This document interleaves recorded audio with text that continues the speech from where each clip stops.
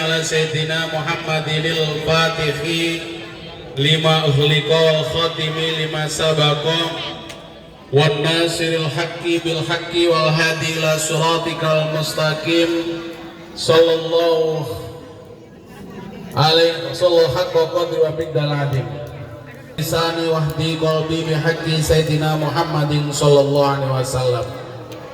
Amma ba'du,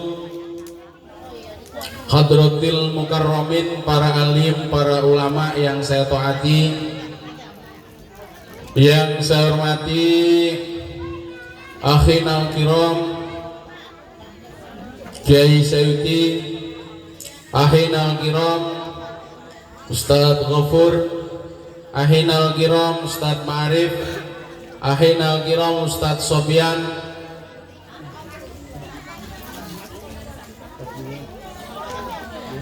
dan para asatidz yang lain yang semoga senantiasa Allah berikan kemuliaan, Allah berikan sehat jasmani rohani, Allah berikan kuatan dan istiqomah dalam ketaatan kepada Allah Subhanahu wa taala.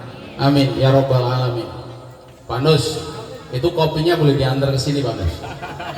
Lama tak tunggu gak nyampe-nyampe gitu.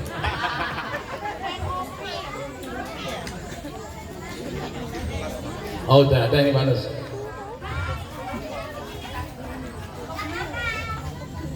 Yang saya hormati Ketua Majelis Taklim At-Taqwa Ibu Ustadzah Aimah beserta jajarannya. Enggak apa-apa. Biasanya dari Pak Nus aja tadi.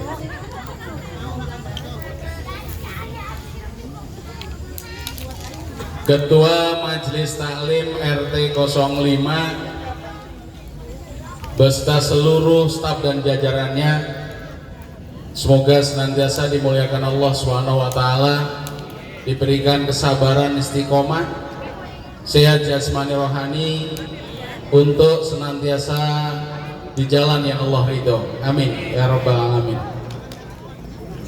Hadirin hadirat, seluruh yang hadir, baik bapak-bapak, ibu-ibu, anak-anakku semuanya, anak-anakku, anak yatim semuanya, semoga senantiasa dimuliakan Allah SWT. Alhamdulillah, pada pagi hari ini kita bisa bersama-sama hadir dalam rangka kegiatan santunan anak yatim Majelis Taklim Az-Zahra RT 05 RW 05. Mari raih hidup penuh berkah, berlimpah dengan menyantuni anak yatim. Bapak Ibu yang dirahmati Allah Subhanahu wa taala, sholawat serta salam Allah semoga tetap dilimpahkan pada baginda Nabiullah Muhammad sallallahu alaihi wasallam beserta keluarga, sahabat dan para pengikutnya, dan semoga kita semua nanti oleh Rasulullah diakui sebagai umatnya, dan kita semua nanti mendapat syafaat beliau. Amin ya rabbal alamin. Shallu ala Nabi Muhammad sallallahu ala, mana MC-nya?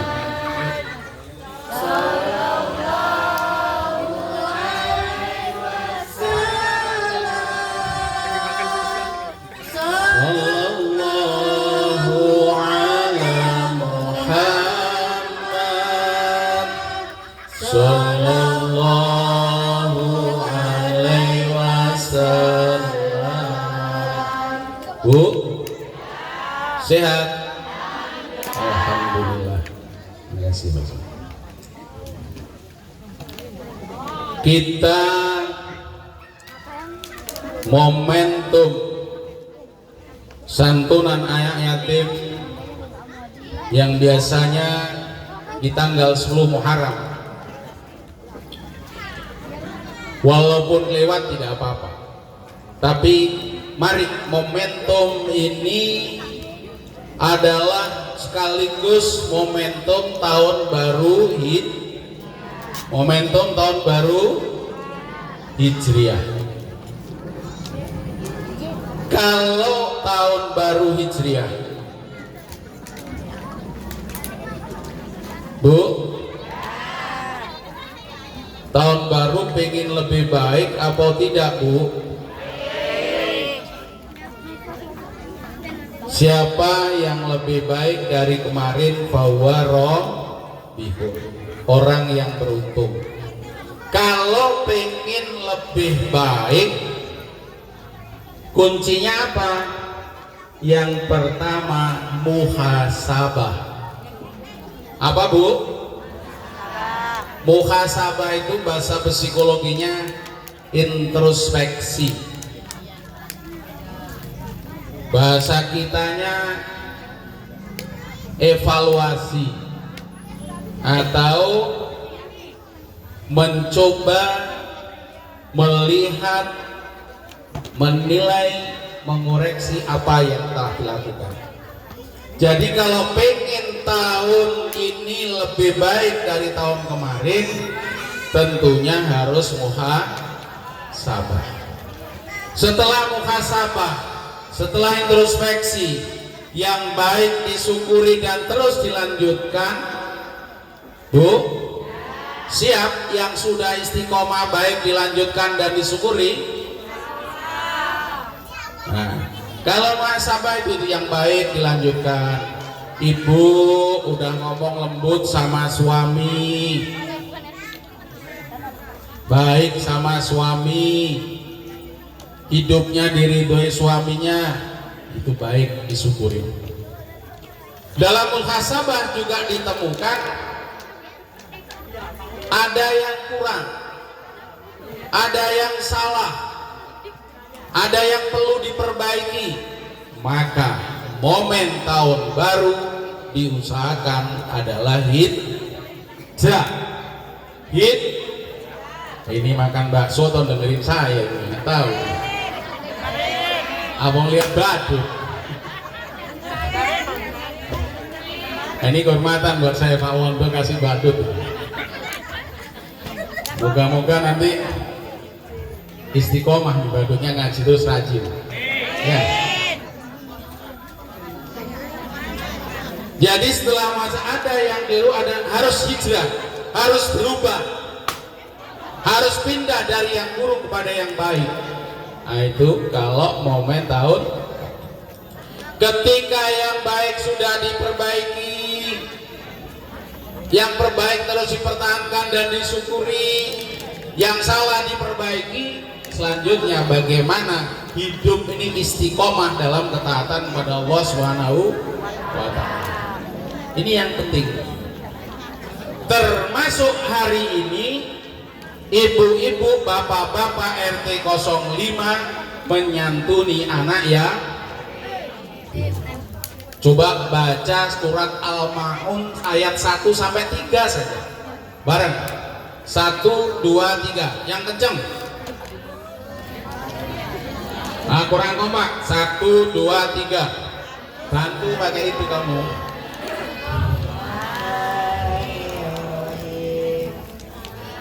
Aro'aital yang semangat, Mas.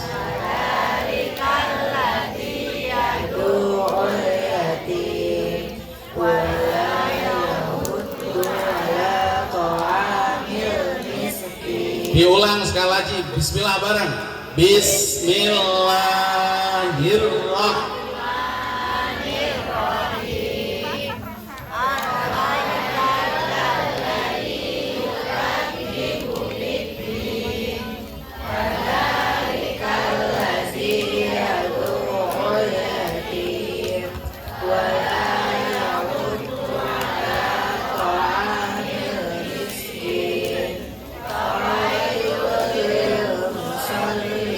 Sudah 3 saja kok. Sampai 3 saja. Bismillahirrahmanirrahim. Ara'aital ladzi yukadzibu biddin. Tahukah kalian siapa yang termasuk sebagai pendusta agama?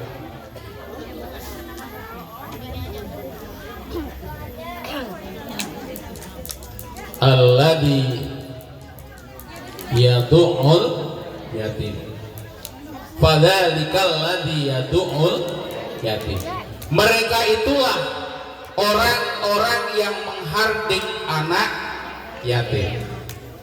Jadi orang yang menghardik anak yatim dalam Al-Ma'un Allah menyebutkan sebagai orang yang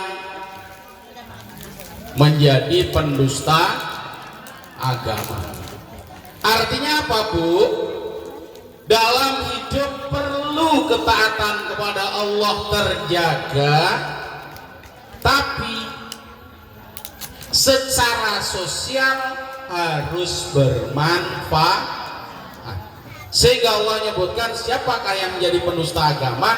Fadzalikal ladzi yadu'ul yatim. Mereka yang menghardik anak yatim. Maksudnya ketika anak yatim minta, anak yatim minta tolong, anak yatim, mereka kasar, mereka membentak. Orang-orang yang seperti itu adalah orang yang termasuk menjadi pendusta agama. Maka Bu, menjadi yatim atau seorang istri suaminya itu meninggal, saya mau tanya ini, kehendak Allah atau kehendak istri itu? Kehendak Allah atau kehendak istri? Kehendak Allah. Gak ada seorang istri pun yang menginginkan, ya besok kamu mati aja. Ada nggak? Nggak ada. Maka menjadi yatim adalah bukan pilihan, tapi menjadi yatim adalah takdir Allah Subhanahu wa Ta'ala. Bagi wanita, nih, biar ibu-ibu yang suaminya meninggal tetap semangat. Bagi wanita yang ditinggal suaminya, anak-anaknya banyak, dia ikhlas rela karena Allah memelihara anak-anaknya, ngajar anak-anaknya, mendidik anak-anaknya dengan baik, maka itu termasuk kafilul yatim. Dan Rasulullah menyampaikan, kata Rasulullah, ana wa kafilul yatim kahataini fil jannah. Bu, Rasulullah menyampaikan ini bagi ibu-ibu yang suaminya meninggal, tetap semangat, ikhlas ridho karena Allah, jaga sholat 5 waktu dengan baik, jaga aurat, pelihara anak-anaknya dengan sabar. Jaminannya adalah, kata Rasulullah, ana wa kafilul yatim, saya, kata Rasulullah, dan orang yang mencukupi anak yatim, didik anak yatim dengan ikhlas, kuncinya tidak dolim. Maksudnya tidak dolim, ibu dari anak yatim ketika ada rezeki anak yatim cukup ngambil haknya, tidak boleh lebih. Jangan harta anak yatim ibu belikan emas, ibu belikan untuk hanya sekedar perhiasan. Ketika ikhlas karena Allah, jaminannya ada ana wa kafilul yatim kahataini fil jannati, seperti dua jari ini, kata Rasulullah, sambil ini di dalam surga. Dekat apa dekat? Dekat apa jauh? Ini jaminan orang yang ikhlas. Bahkan di dalam sebuah cerita, Rasulullah pernah disalib. Ketika Rasulullah membuka pintu surga, ada seorang ibu-ibu nyalip Rasulullah masuk surga. Ini hebat. Rasulullah panggil, "Duh, sampean siapa kok nyalip aku masuk surga?" Kata ibu itu, "Aku orang Bukit Gading Balaraja, wahai Rasulullah, yang dimana suamiku meninggal, aku tidak nikah demi mendidik anakku dengan anakku biar tidak teraniaya.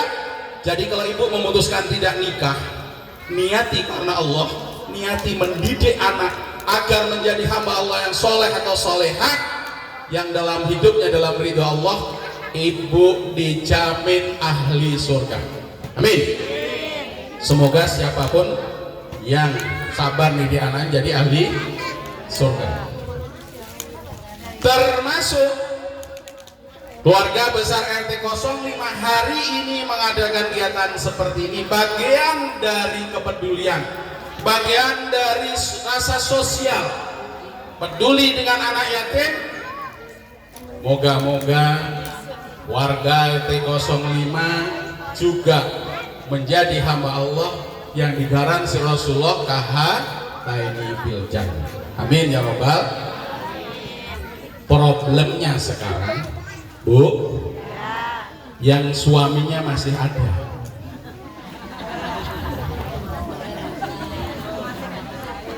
Yang suaminya masih ada.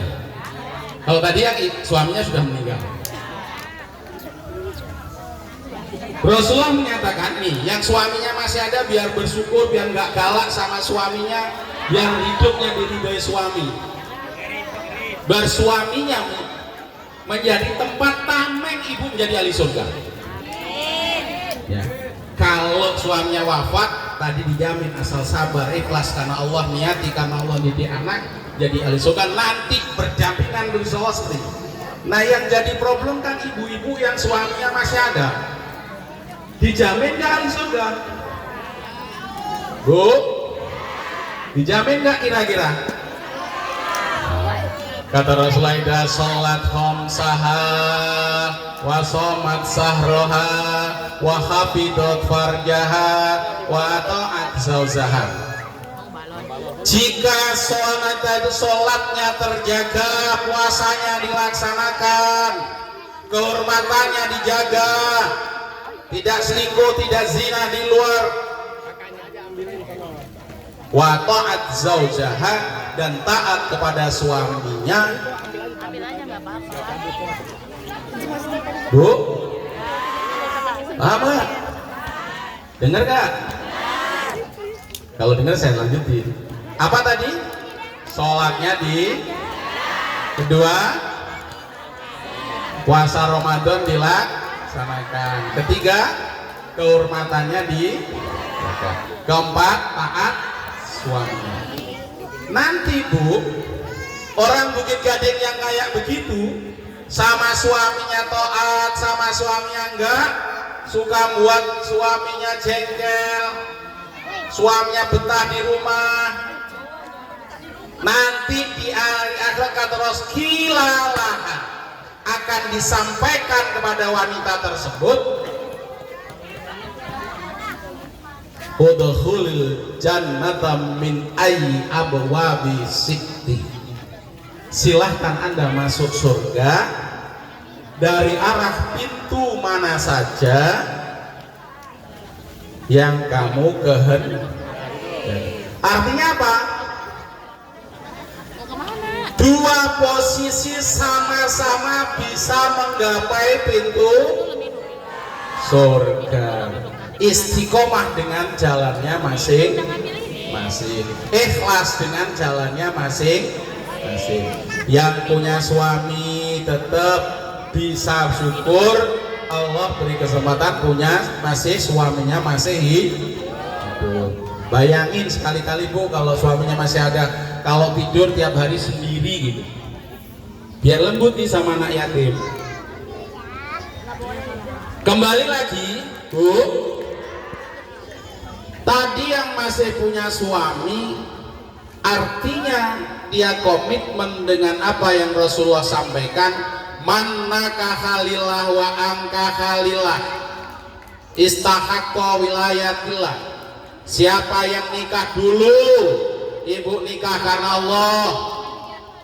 Siapa yang menikahkan anak karena Allah, istahaqqa wilayatallahi, hidupnya wajib mendapatkan perlindungan dari Allah Subhanahu wa ta'ala. Bu, keluarga menikah itu ibadah terpanjang. Yang paling tidak disukai setan adalah orang menikah dan nikahnya benar-benar dasarkan karena Allah, nikahnya baik-baik aja, wasilah nikah itu gampang dapat surga. Itu nggak disukai sama setan. Kalau tadi yang tinggal suaminya, bagaimana setan menggoda biar nggak sabar, biar marah, biar nggak ikhlas. Nah sekarang yang masih punya suami juga digoda oleh setan. Gimana ini keluarganya, jangan sampai dia mati dapat ridho suaminya. Jangan saya mati, dia dapat mempertahankan sholat, menjaga kehormatan. Makanya ada briefing pimpinan setan kepada anak buahnya. Bu, mau tahu nggak isi briefingnya? Ini suatu ketika pimpinan setan mengumpulkan anak buahnya. Anak buahnya dipanggil semua. Ayo kumpul, kata pimpinannya. Tugasmu masing-masing setan, kamu goda keluarga ini di Bukit Gading agar dia retak, agar dia pernikahannya bukan menjadi sebuah hal yang diridhoi Allah. Dan anak buahnya tanya, gimana komandan caranya? Maka sang pimpinan tadi pertama menyampaikan, kamu yang harus kamu goda dan kamu pengaruhi pemikirannya adalah istrinya. Dari setiap keluarga, rubah pemikiran wanita-wanita solehah di keluarga itu agar keluarganya hancur. Cara menghancurkan keluarga adalah bagaimana menghancurkan para istrinya. Para wanita menjadi pendamping suami yang nikah karena Allah, man nakaha lillah. Siapa nikah karena Allah, maka seluruhnya ketika pernikahanmu benar-benar karena Allah, hidupnya dalam lindungan Allah. Maka tugasmu, kata pimpinan tadi, bagaimana kau goda wanita atau ibu di sebuah rumah tangga itu bisa hancur. Caranya gimana Pak Bos? Atau gimana komandan caranya? Caranya yang pertama, buat ibu wanita-wanita solehah perasaannya merasa lelah. Bu, pernah merasa lelah jadi istri, jadi ibu dari anak-anak? Bu, jujur, pernah apa orang? Gimana perasaan itu bisa lelah? Kata komandannya, kepada wanita itu beri perasaan terhadap dia lelah yang bertubi-tubi sehingga dia merasa lemah dan habis energi, seakan-akan yang dia lakukan ibadah kayak menjadi hal yang membuatnya dia lemah. Saya harus masak, saya harus nyuci, saya harus ngepel, saya harus ini. Buat itu dia lupa itu bernilai ibadah. Bu, pernah kayak begitu? Ketika maka harus ngaji biar tetap semangat. Ketika perasaan mulai lelah, wah ini anak buah setan goda saya ini. Kira-kira siap merangi begitu? Bu, siap orang? Oh ya, alhamdulillah. Buat perasaan lelah. Perasaan lelah kayaknya dia yang paling sibuk dewi setelah nikah. Kalau sudah rasa lelah ditanamkan, kata komandannya, yang kedua, tanamkan dan ambil di dalam hati itu, ambil di dalam hati wanita itu, ambil rasa syukurnya. Bagaimana wanita itu supaya tidak bisa bersyukur kepada Allah, tidak bisa melihat nikmat dari Allah atau pemberian Allah itu nikmat? Cabut pemikiran yang bisa dia membuat itu bisa bersyukur, buat hidupnya merasa habis untuk ngurus keluarga dan merasa tidak memiliki apa-apa. Itu yang kedua, dibuat lelah. Setelah dibuat lelah, buat nggak iso syukur. Kira-kira pernah nggak Bu kayak begitu? Bu, pernah Bora? Ya. Kalau itu terjadi, diperangi nafsu kita.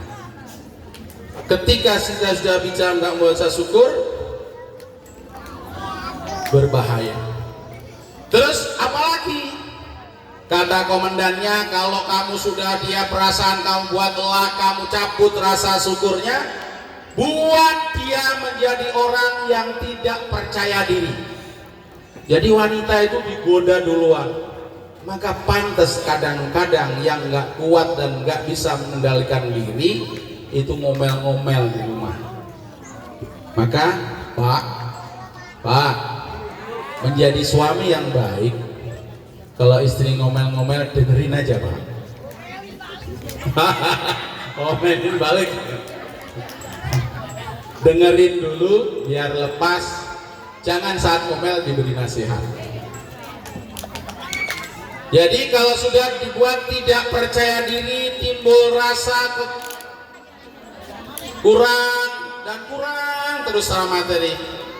Dia melihat kok itu bisa, nggak bisa ya, enak banget itu ya. Jadi yang dilihat orang lain, rumput tetangga, mudah mengeluh pada suami dan anak, buat pandangannya hanya tertuju pada orang lain, sehingga dia lupa akan kebaikan yang dimilikinya. Ini Bu, kalau orang sudah nggak percaya diri, seakan-akan dalam dirinya itu nggak ada kebaikan, dan itu terus ditanamkan oleh anak buah dari setan tadi. Jadi istilah kalau setan wa auliyai itu tentaranya ini yang disuruh goda agar keluarga itu pecah. Maka masing-masing kita harus memahami dan bisa mengendalikan diri dengan baik. Kalau sudah rasa lelah ditanamkan, rasa syukur dihilangi, terus dibuat tidak percaya diri, maka selanjutnya kata komandannya, ambil rasa sabarnya di dalam hatinya, jadikan ia yang senantiasa gundah hatinya, sehingga semua orang seakan-akan anak dan suaminya menjadi sumber masalah doang. Nanggap suaminya, lihat suaminya nek, lihat anaknya nek. Itu bagaimana iblis atau setan menghancurkan sebuah keluarga. Kalau rasa sabar sudah diambil, nih Bu, kalau sudah lelahnya ditanamkan rasa lelah, rasa syukurnya diambil, dibuat menjadi orang yang nggak percaya diri, rasa sabarnya diambil, kata komandan setan tadi. Dan ini yang terpenting, goda lisannya, goda lisannya agar ia berkata-kata yang tidak terkendali dan berkata-kata kasar.